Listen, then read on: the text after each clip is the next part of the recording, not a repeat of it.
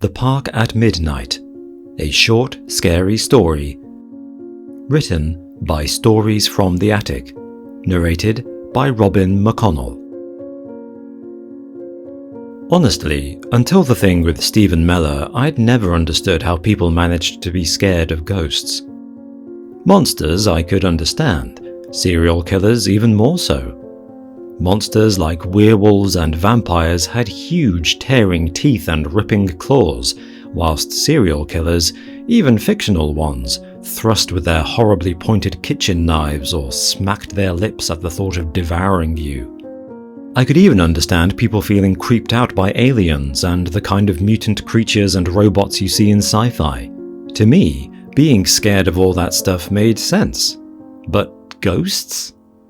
Perhaps it was the tangibility of the others, the idea that monsters and aliens, if real, could actually do you harm in the physical world, that they were in some way more solid and physically threatening in a literal, touchable way.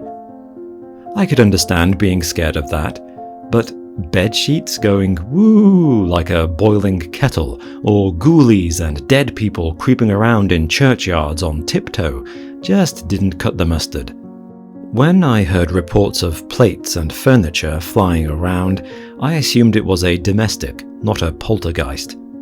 Christ knows my wife has thrown some crockery in her time. When something went bump in the night, I assumed it was either a burglar or some local pisshead too drunk to get his key in the door. Now, I'm not saying I'm impervious. I'm happy to admit that if I were ever to come face to face with someone I knew to be dead, up and walking about, it would likely give me a bit of a start. I would be scared because it was happening to me. Things are always different in person. What I could never get my head around was how people got scared of ghosts on the page, or in films, the same way they did other stuff. Even when I heard the spooky stories the other fellas told, and trust me, every copper has a few, I was just never moved. Until it came to Stephen.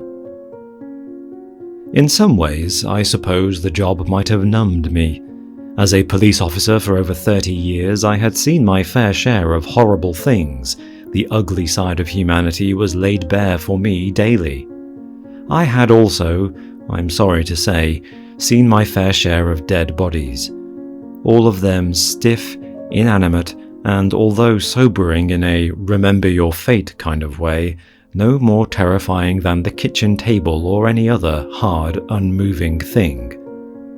Whatever it was, the thing with Stephen cut through that numbness like a red-hot poker. Now I am scared of ghosts. Not only because I know they're real, but more importantly, because I know what they can do. I had known of Stephen for almost a decade. Though we worked on the same force and had a nodding acquaintance, we had never actually been in the same department or even on similar shifts until about a year before it happened. When we finally did end up working together, me as a sergeant, him as a detective constable working under my supervision, I found him to be an amiable and straight-talking kind of bloke. He was also a bloody good copper. Or so I thought. So it was with some surprise that I met the question he posed to me one October morning about securing a restraining order. He had asked to see me the day before, but my schedule had been full, so I'd penciled him in for the following morning. When he arrived at the office, his usual awkwardly pleasant grin was missing, and there was something in the way his eyes never stayed still that made me nervous. There was something in the furtive, restless glances as if searching the shadows of the room, expecting at every moment someone or something to jump out at him, that was deeply unsettling. Not at this point because I was afraid for myself, but because I was naturally concerned for one of my officers. I had seen changes like this in people before.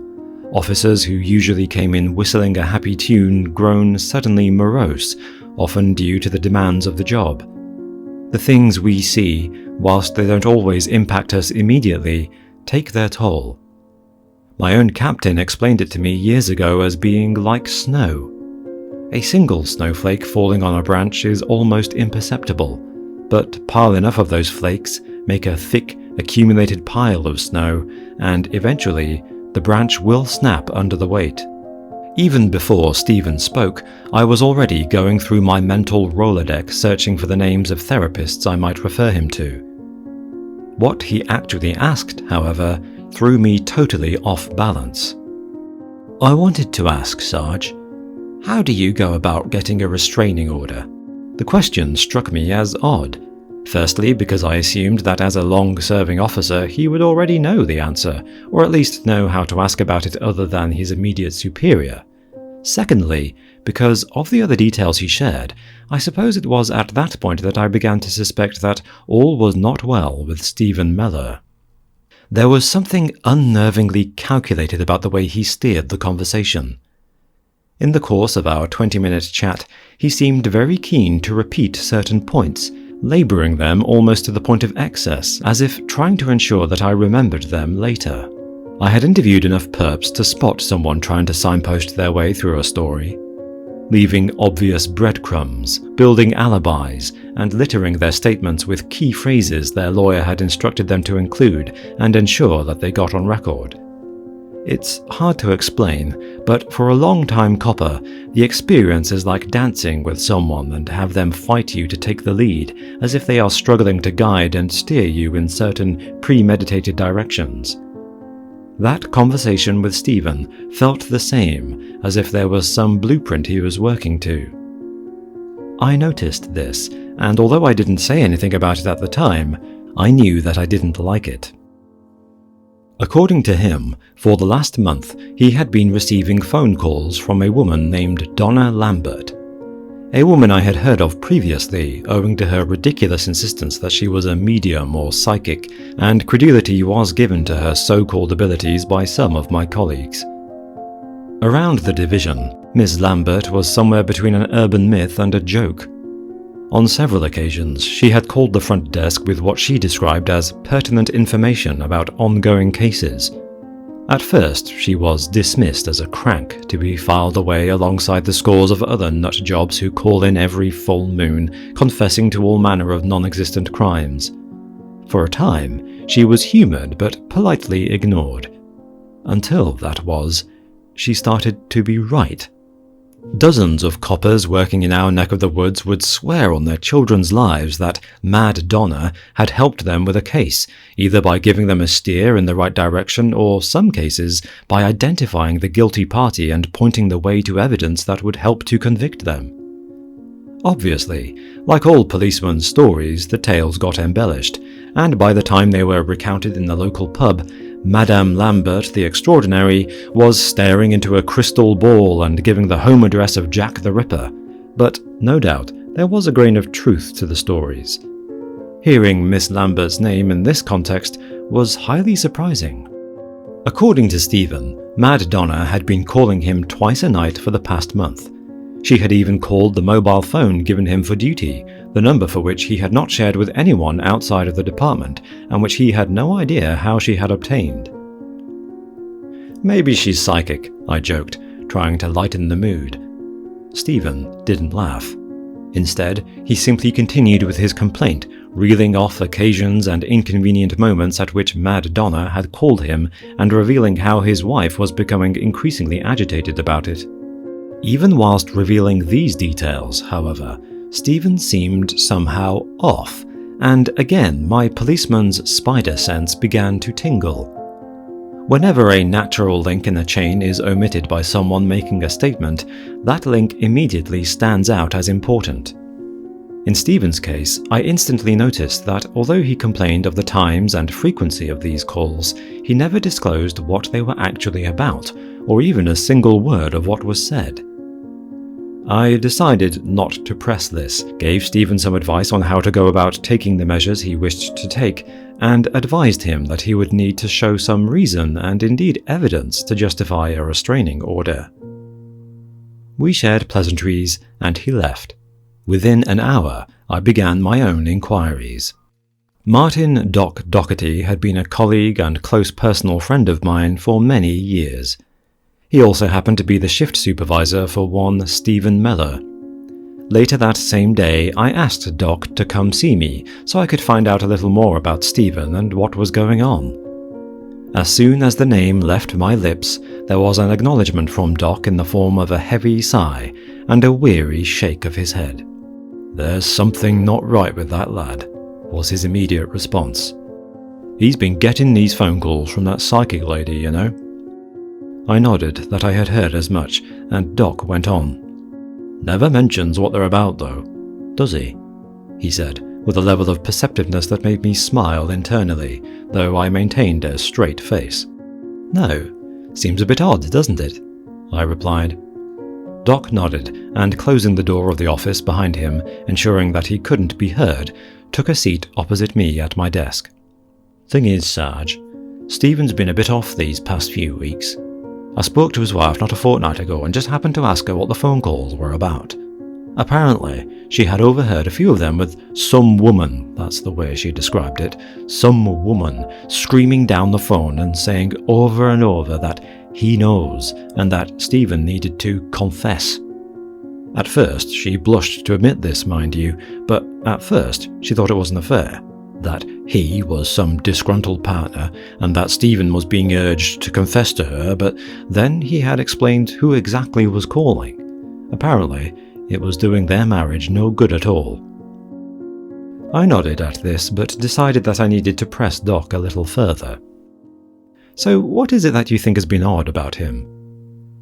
At this, Doc looked uncomfortable and squirmed a little in his chair, rubbing the back of his neck with his hand in the way he always did when he was nervous. "Well," he began cautiously, "a few weeks back there was a report that some youths were causing trouble on Landale Park. They were drinking and had apparently set one of the bins on fire. Stephen was asked to go up there and sort these idiots out, or at least tell them to get home, which he said he had. Problem is, when I checked the next day, Stephen hadn't actually gone up there at all. His car was seen on the other side of town, and more calls came in about these idiots. Well, at first I thought it was a mistake, so I asked one of his partners about it. Come to find out, Stephen never goes up there. Apparently, umpteen times there have been reports of things happening near that park, and on every occasion, Stephen has either ended up busy on another case, or just didn't turn up at all. The other coppers have been covering him for months, and they even make a joke about it, saying that he's scared of the ghosts." "Ghosts?" I asked, surprised, as Doc again gripped the back of his neck. "Yeah," he went on gingerly. "Apparently, when you go up to Landale Park late on, like midnight, sometimes there's a boy sitting on the swing." Doc followed this with a long pause, which I left empty, in order to encourage him to go on. "A few of my lads have mentioned it. They'd be doing a slow circuit around the estates and would drive past Landale Park. You know the place, it's basically a bit of rough ground and grass that the council have put a slide and a few swings upon." I nodded that I knew the place and indeed visualized it in my mind. The park was fringed with trees and marked the boundary between two overspill estates. On one side was a large open grass area where people tended to walk their dogs or play football on a Sunday, and closer to the tree line was a slide, an old metal roundabout, some monkey bars, and the swings that Doc was talking about. The swings themselves consisted of a metal frame, the swing seat suspended by thick metal chains that were freezing to hold in winter, whilst the seat was essentially a sling of hard black plastic. I had driven by the place many times, but I had never seen a boy, nor could I see at this point how the story linked back to Stephen. Doc went on. "A few times folks have ridden out there and, well, they've seen a boy." "A boy?" I asked, wondering where this was going and wondering for a moment whether Doc might be pulling my leg. One look at his face, however, and I knew immediately that there was no humour in his words. His face had gone a peculiar ashen grey, as if with each word he spoke, another degree of the colour that usually warmed his complexion escaped through his mouth with it. His voice, too, had lost its usual assertive push, and now seemed thin and somehow forced, as if he were having great trouble even approaching the subject. At first, He just nodded, then, realizing I needed more to go on, pressed his throat into action. "Yes, sir," he finally muttered quietly. "A boy just sat there, on the swing. Everything else is pitch black. Obviously it's the middle of the night and there's nobody else about except this boy. Sometimes it's just a silhouette, just the shape of a boy sitting there, swinging backward and forwards. Most times, though, he's still, just sitting there, his legs dangling and not even moving, even in the middle of winter, and you know how cold it gets up here. But he never moves. Anyway, a few of my gang have even gone so far as to get out of the car and walk over to him, to find out what the matter was, and what the hell was doing out on his own at that time in the morning. But he hesitated to swallow deeply. When they got closer, the boy had just gone. "Gone," I echoed. Doc nodded, and I could see from the tightening purse of his lips that the topic was making him feel uncomfortable. He and I had been friends for a long time. He was a man I both liked and respected, and in the many years I'd worked alongside him, he had never struck me as anything other than the straightest of arrows. Now he was sitting in front of me telling stories about vanishing boys. Sensing my incredulity, he attempted to add weight to his statements. "I've got actual reports about it," he clarified desperately. "Coppers I know well who've thought it best to write up the story just in case a boy was missing or run away from home or whatever. They've actually written it, in black and white, that they got out and walked over, and the next thing they knew, where they thought the boy had been, there was nothing. Just a dark space, a shadow that was always there. One fella said it was as if the boy just, melted into the shadow like he was part of it. Gave me the bleeding creeps, I don't mind telling you. One thing I can say, though, is that people take it seriously. It's not a joke to them." I leaned back in my chair and sighed, still reeling from the revelation that officers at my division, my officers, were taking the time to write about ghost stories and mirages. "So, what does this have to do with Stephen?" I asked, though I could already fit the pieces together and make a fairly good guess at the response. "Well, it turns out our brave Officer Mellor isn't too keen to go on calls that involve going to that park. In fact, he's never gone to one. Ever. Obviously the others have got on his case about it, but he'll never say anything. I knew nothing about this because even though they didn't like it, the others covered for him. It was only when some local idiots set the park bin on fire again that it even came to my attention. Mellor was supposed to go up there and speak to the lads who did it, but instead he just decided not to go. I got a complaint through from the fire brigade because they turned up expecting there to be police support and there was none. Turns out Mellor was still downstairs at his desk working on something else." I nodded and decided that first thing in the morning I was to have a rather extended chat with Officer Mellor. As it turned out, I never got the chance. What I did get the chance to do, however, was ride up to Lansdale Park on my way home. It was around 10 minutes out of my way, but I decided that I needed to see for myself what had put the willies up my best officer. It was around midnight when I got there. I'd clocked out at 11, run quickly to the all-night supermarket to pick up a few things, and as I was loading them into the car, decided that it might be worth swinging by. Even before I parked the car, I could see that the park was empty.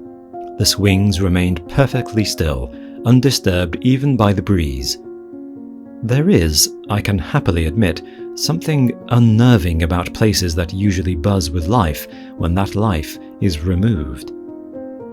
Look at a theme park at night or a front room scattered with toys but no children, and you see more than just the objects.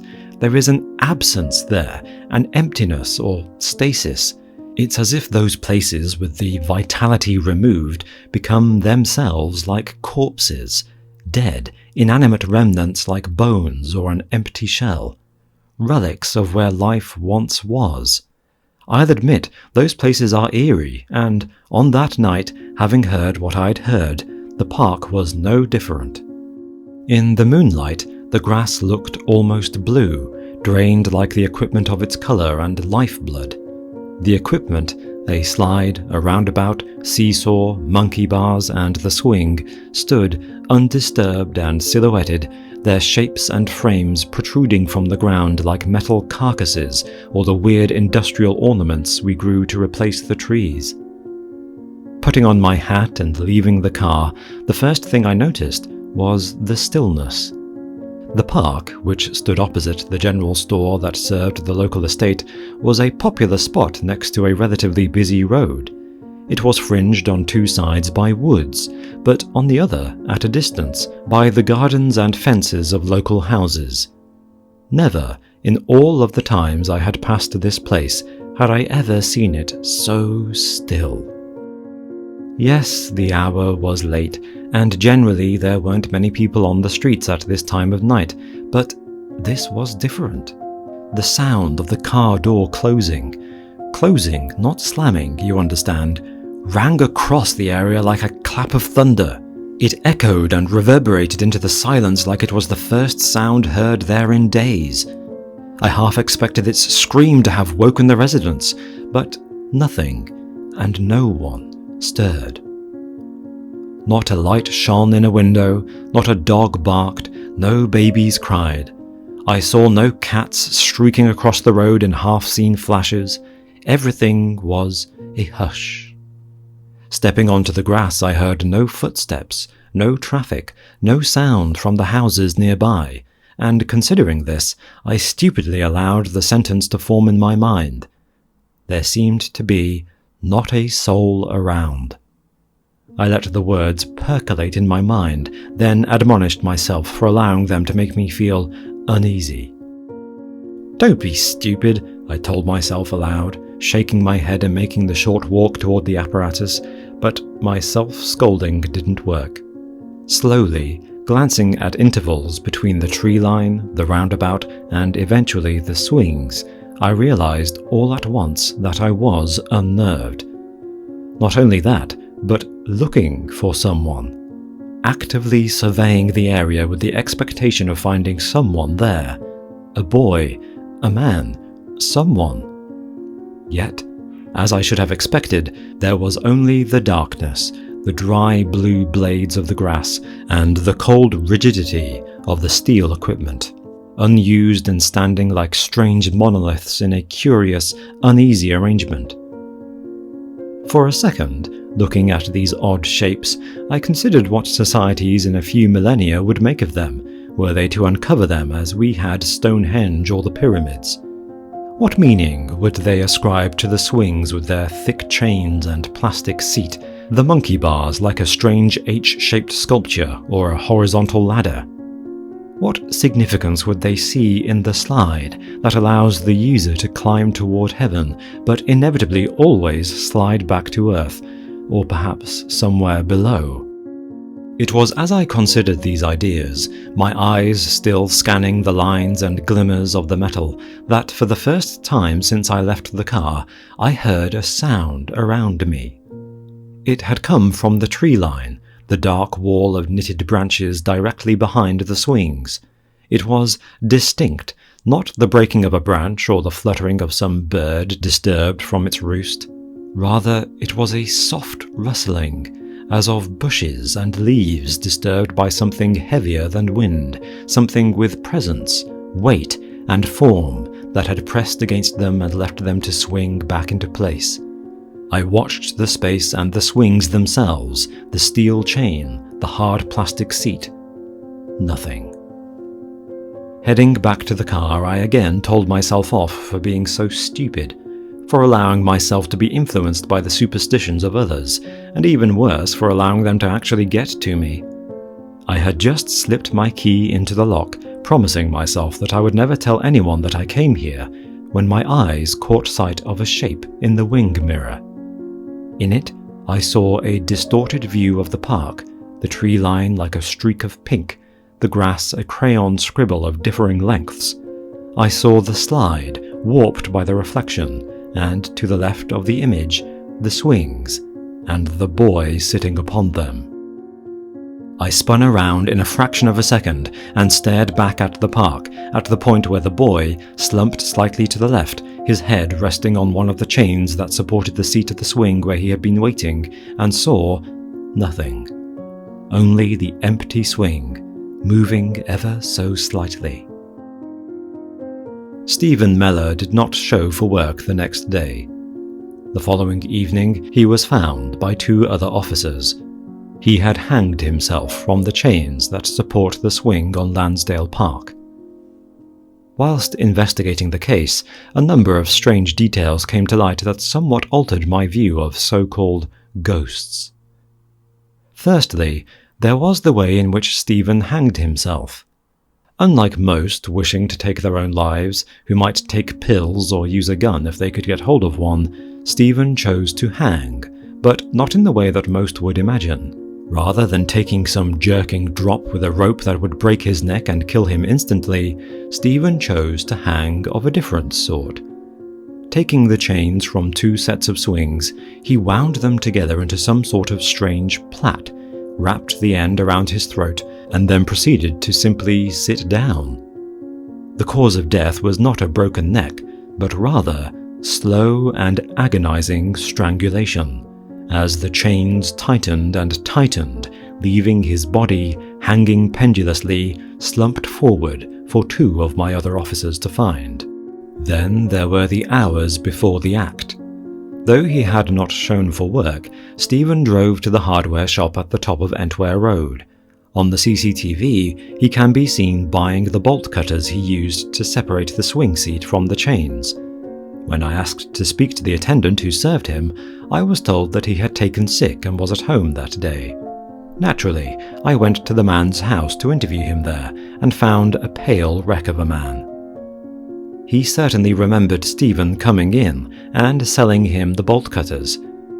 What he remembered more distinctly, however, was Stephen's face. "It was so weird," he said, his hands trembling as he reached for his tea. "He had this hoodie on, and when he looked up, it was like he was a man, but his face was like a kid's, as a little boy's face, sort of put on top. Do you know what I mean? It was like on top." I didn't know what he meant, but God knows in the weeks since I have imagined it. From there, Stephen can be seen on several other CCTV cameras. He left his vehicle and walked in a strange, slow meander toward the park. Reaching the swings, he sat on them and indeed swung on them for almost 20 minutes before taking the bolt cutters to the chains, winding them around his neck and sitting heavily down. Oddly, the officers who found Stephen's body both reported that from the road they had assumed the shape to be the body of a child.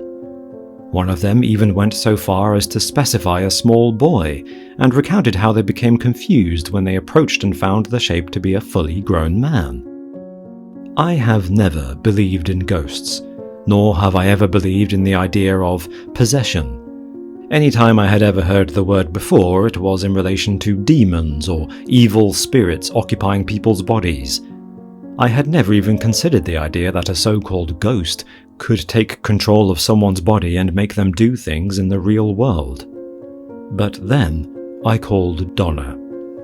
Her explanation of events was far-fetched and involved events and possibilities that I, as a police officer, refused to put down in any police report.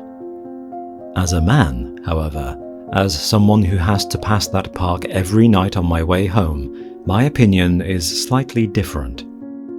In the course of our conversation, Donna implored me to revisit the case of a hit-and-run incident from almost 3 years earlier, in which a young boy was killed on the road close to Lansdale Park. She asked me to consider the fact that a few days after that incident, Officer Meller reported his car stolen, and indeed the remnants of the vehicle, completely burnt out, were found on the croft behind Lansdale Park. She asked me to also consider the fact that in the incident, the small boy's hoodie became caught in the wheels, and as the guilty party attempted to speed away, the boy was dragged for several minutes behind the car by his throat. She also told me, cryptically, to check Stephen's body and look closely at his clothing. Something that, in a bluster of dismissal, I steadfastly refused to do, but later, whilst alone in the silence of the morgue, I quietly and reluctantly did. In every item of Mellor's clothing, his jeans, his t-shirt, even his underwear, and the hoodie he had been wearing when he had visited the hardware shop, a clothing label had been sewn in the manner that one would sew a label for a child to identify their PE kit.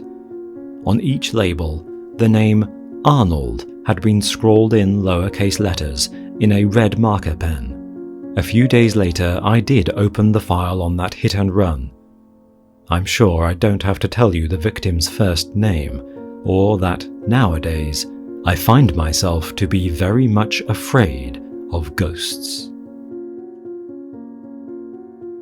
This has been The Park at Midnight, a short, scary story. Written by Stories from the Attic. Narrated by Robin McConnell. Copyright 2021 by Michael van der Voort. Production copyright by Michael van der Voort.